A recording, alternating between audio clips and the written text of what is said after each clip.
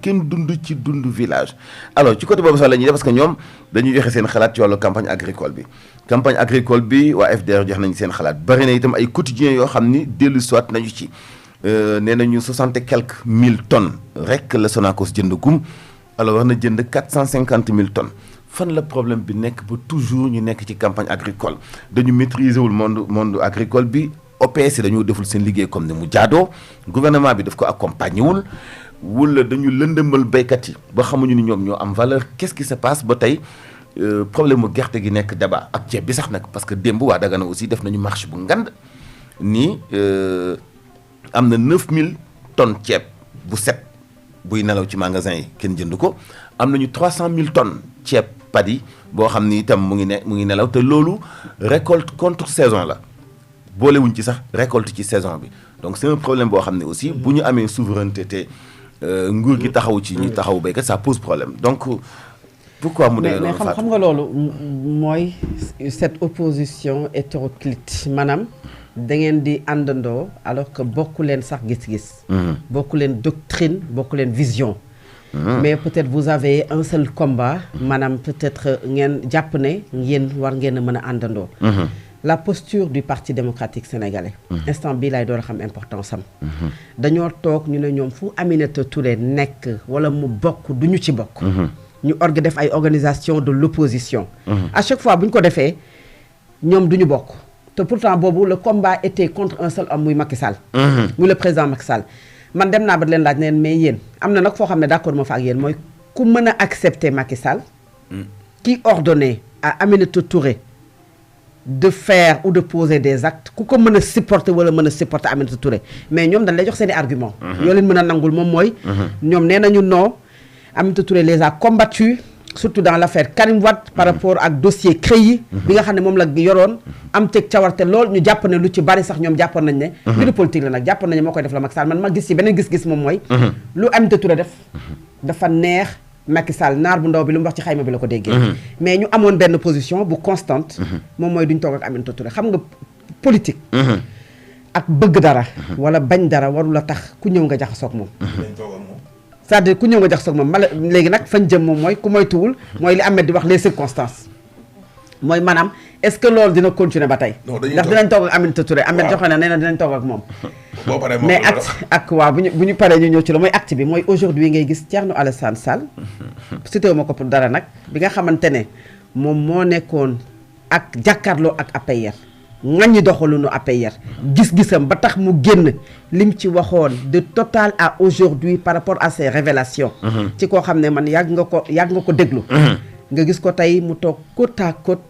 ak ñi nga xam ne ñoom ñoo bokk ci parti bi nga xam ne moom mooy APR nga gis keneen koo xamante ne moom il a toujours dénoncé wala décrié li nga xam ne moom mooy doxalinu APR nga gis leen ñu àndandoo den gën say parce que jàpp nañu ne lii fi nekk ñoom d'accord ñu di ko défendre xam nga loolu moom mooy ay position yu àndul wala ànd tey parce que les circonstances parce que j'ai demandé à quelqu'un du PDS déggatuñu leen mu ne parce que lu mu bon ñun dañoo battre campagne maanaam dañoo joxe suñu aval ne dañuy soutenir Bassirou Diomaye Faye ci élection présidentielle donc dañ leen di may diir boo xamante ne moom la ñuy doxal lu ñuy def ko loolu sax c'est un peu sage quand même Mansour par rapport ak li nga xam ne mooy mais politique bu Sénégal moom malheureusement li am nga di ko gis mooy parfois manque de cohérence de certains de nos hommes politiques léegi nag li ci malheureux mooy su yamoon rek ci ñoom les hommes politiques amul benn problème mais dañuy politiquer la misère des Sénégalais dañuy ñëw xam ne inondation am na xam ne diwaan bii am nañu inondation bu leer la ne yow l'homme politique ce que tu peux faire c'est juste une proposition tu insistes c'est vrai pour dire à l'État stop ci loo xam ne baaxul ne baral loxoom ci loo xamante ne lu baax la lu mu defagul mu def ci ay jéego mais non li gën a bon wala li nga xam ne moo gën ta baax moom ngay génnee fësal ko yow waaw yaa ngi dégg politiquer li nga xamante ne mooy la misère des Sénégalais aujourd'hui on parle de l'agriculture on parle de la commercialisation de l'arachide jàpp nga ne le premier ministre a reconnu qu'il y a des problèmes que ñoom seen responsabilité elle est engagée yow nga xam loolu mais peut-être que doo yem rek ci taskat xabaar bi analyser génnee les failles wala wax wala en tant que un homme politique qui propose non yow da ngay dem ci ñi nga xamante ne moom mooy association yooyu nga xam ne association bu nekk am na ci un homme politique boo xamante ne boo moytul yow am nga ko wala xëcc nga ko wala tey boo demee ci diwaan moom ngay joxante rendez-vous la nga ko bëgg a waxloo moom la lay waxloo tout à fait mu yor micro di wax loo xamante ne il ne le maîtrise pas yow l'homme politique wala yow yaa koy influencer moo tax ma ne il faut que ñu am benn patriotisme moom mooy c'est vrai qu'on fait de la politique mais def politique bu mu la tax yow que sénégalais yi seen ay misère seen ay jafe-jafe bu ceeb ñàkkee wala ñu am jafe-jafe ceeb nga dem xëcc les commerçants Mansour man gis naa comme ay marchands ambulants yoo xamante ne dañ leen instrumentaliser woon tout à fait instrumentaliser la à un moment pour que bu ñu demee ñu attaquer li nga xamante ne moom mooy le pouvoir par rapport ak déguerpissement waxuma yii de yu njëkk ya amoon Colobane lorsque j'ai interpellé li nga xamante ne moom mooy kenn ci association bi xam nga lu ma wax ñii li ñu bëgg ñun duñ ko def parce que ñii dañuy door a ñëw dañ leen a bëgg a mayil temps waaye ñii li ñu bëgg ñun kat faatu xuloo wuñu xeexuñu histoire uñu dafa am lu ñu bëgg parce que ñun xam nañu ne am na ci wàllu goo xam ne nekkuñu ci yoon donc dañuy naxante ba am lu ñu bëgg te muy dëgg alors que les hommes politiques qui étaient derrière eux voulaient les instrumentaliser à ce que ñu def bloc ñoom pour attaquer le pouvoir mais loolu à quelle fin lan lañ ciy gagné politique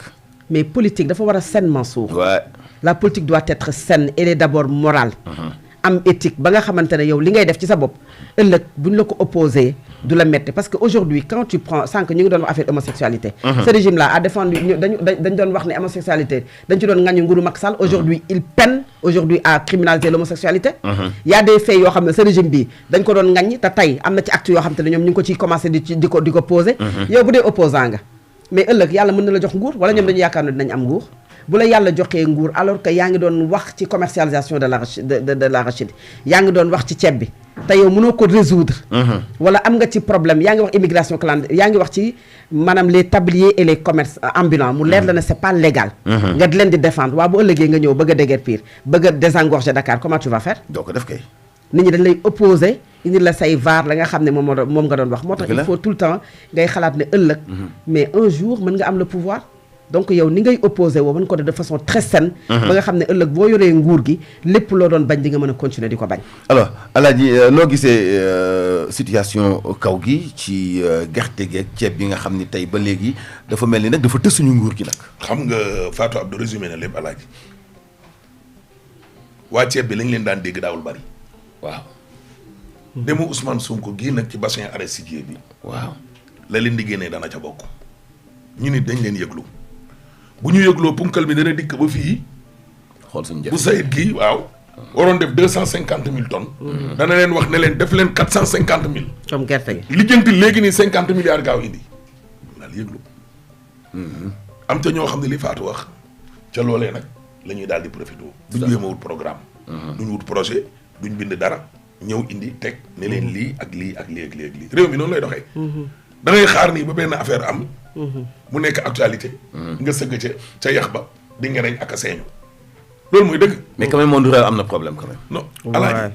monde rural bii problème bi mënu faa jugee lu mooy alaaji ay réforme gis nga ce premier mandat là doit être un mandat alaaji de réforme alaaji le premier mandat de Ousmane Sonko Diomaye doit être un mandat le mandat de réforme mandat wu réforme kese la sénégalais bu dee li ñu yónni woon ñoom Ousmane Sonko dëgg la ci ñoom alaaji daanaka ay réalisation yu bari sax lu dul li mënul ñàkk ñu fayeeku feebar faju mais gis nga alaaji ay mbirum infrastructure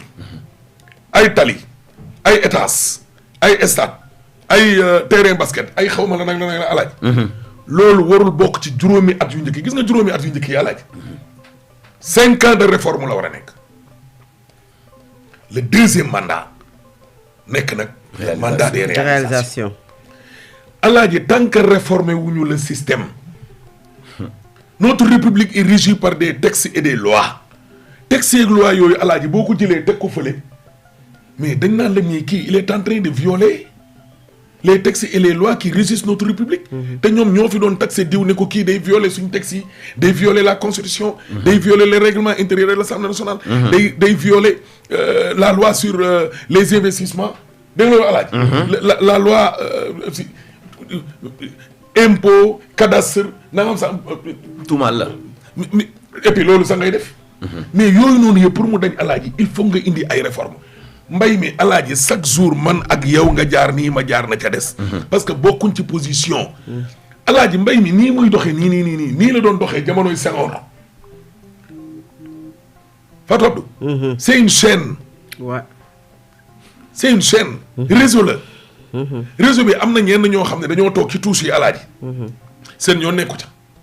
mais ñooñu ñoo gën a bénéfique ñi nga xam ne ñoom ñooy principaux acteurs. Si, bien sûr. Moustapha Cissé Lo toog na fii wax carrément ne jiw gi dañu koy jël di ko jox seen